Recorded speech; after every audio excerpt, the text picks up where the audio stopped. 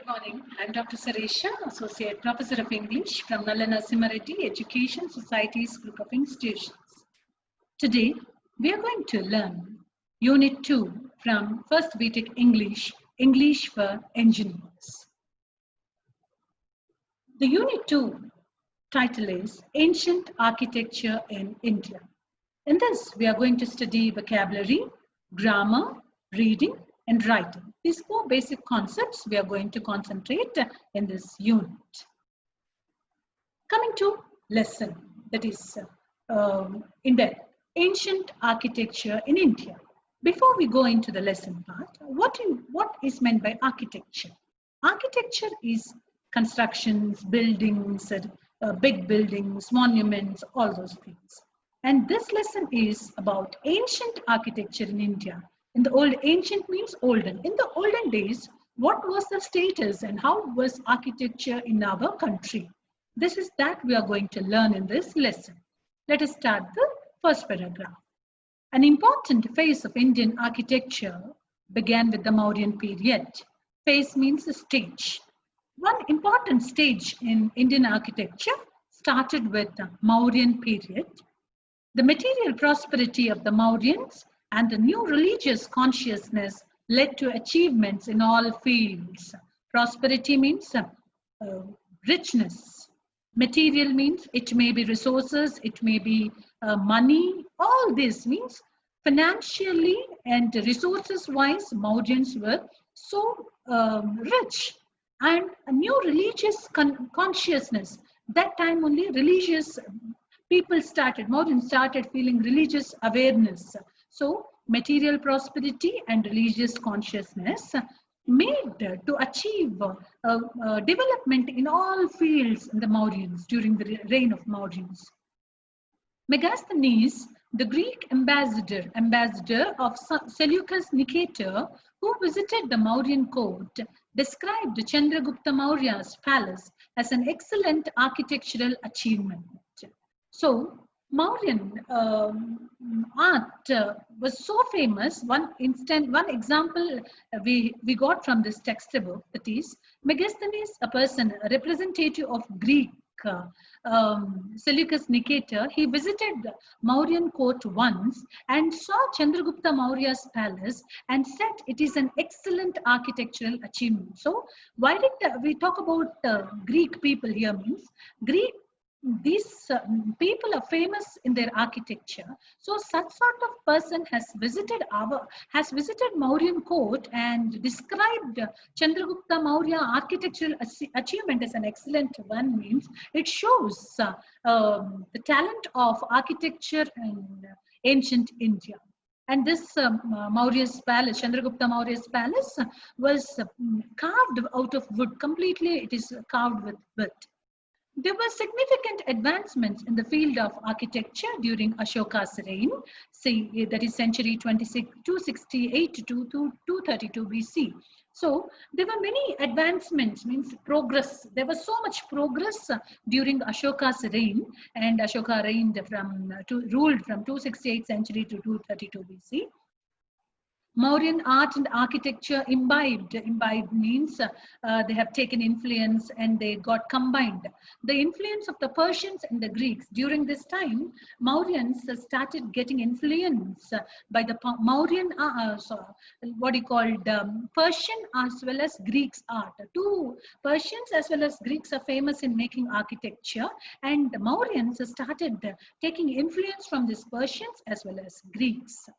During the reign of Ashoka, many monolithic stone pillars were erected on which teachings of Dhamma were inscribed.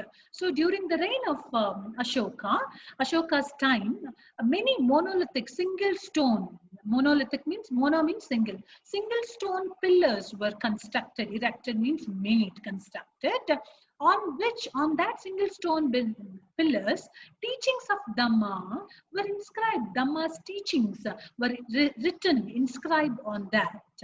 The highly polished pillars with animal figures adorning the top are unique and remarkable. Means in that pillars they have adorned means decorated with animal figures. Those monolithic pillars were decorated with means they have carved. The Mauryans carved those things with animal figures, and one among those is a lion capital. And the lion emblem which we have, the lion emblem of the Indian Republic, which we have, that was also taken from the Sarnath pillar of Mauryans period. Each pillar weighs about 50 tons and it is about 50 feet high. So 50 tons and 50 feet high, such a big pillars, monolithic pillars were erected during the time of Mauryans. Coming to second paragraph, the stupas of Sanchi and Sarnath are symbols of the achievements of Mauryan architecture. One more achievements of Mauryan architecture are stupas of Sanchi. The figure is given here, Damak stupa at Sarnath. So stupas of Sanchi and Sarnath are remarkable for the achievements of Mauryan architecture. And the gateways of the Sanchi stupa with the beautiful sculptures depicting scenes from the Jataka stories bear testimony to the skill and aesthetic sense of the artisans. Aesthetic means beauty of the nature, beauty of paintings. You know, artisans means the people who do artistic work, who carve these things. So the gateways, the entrance of the Sanchi Stupa, which was depicted, they have inscribed, they have carved this gateways of the Sanchi Stupa with this Jataka stories, tales. Jataka means tales. Jataka stories they have carved, and these stupas bear testimony. Testimony means proof. Proof to the skill and aesthetic sense of the artisans. Next. The blendings of Greek and Indian art subsequently led to the development of Gandhara art. Blending means combination. Combining of Greek and Indian art, not only Indian, Greek art also they have combined too. Greek as well as Indian art they have combined and they have produced or developed new art called Gandhara art. The other schools of art and architecture were the indigenous Mathura school and Amaravati school. Indigenous means local and native.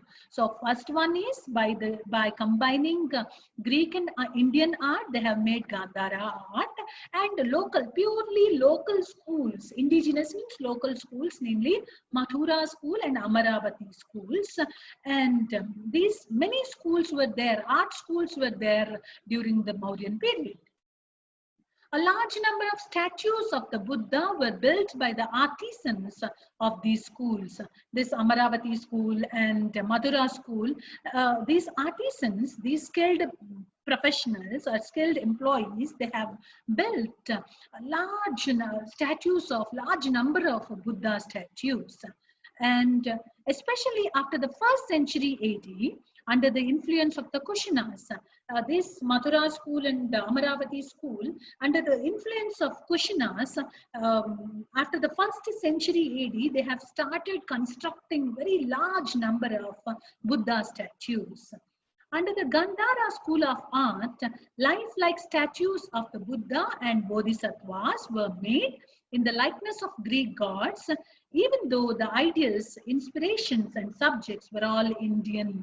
So Gandhara school of art, they have made lifelike, means if you see a statue, it shows, it completely projects like life. Lifelike statues of Buddha and Bodhisattvas were made. They have made, Gandhara school people made that, and they have made like likeness of Greek gods. Means how did they make this? Means like Greek gods, such a big ones they have made. Though ideas they have taken from Greek, but inspirations and subjects were all Indians. But the inspiration, what made them to make this is Indian inspiration. Rich ornaments, costumes and drapery were used to impart physical beauty. The sculptures were in stone, terracotta, cement-like material, and clay. So the sculptures were, which they have made were in stone, which stone material they have made it, and terracotta, then cement-like material and clay. With these many things, they have made these sculptures.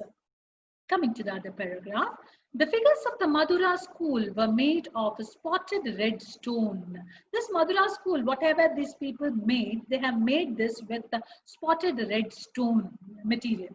They had a distant spiritual look about them. So when you see these figures of Madura school, you find a spiritual look. Once when you see these things, you find completely spiritual look. Here, along with the Buddha, we also find sculptures of Jaina deities. So, not only Buddhas, this Madura school people, they have made not only Buddhas, they have also made the sculptures of Jain deities. Deities means gods. Jain deities also they have made here. And the Amaravati school developed under the patronage of the Satavahana of the Andhra region. Patronage means under the everything who taken care. Patronage means taken care by. So Amaravati school developed under the patronage of the Satavahana of the Andhra region.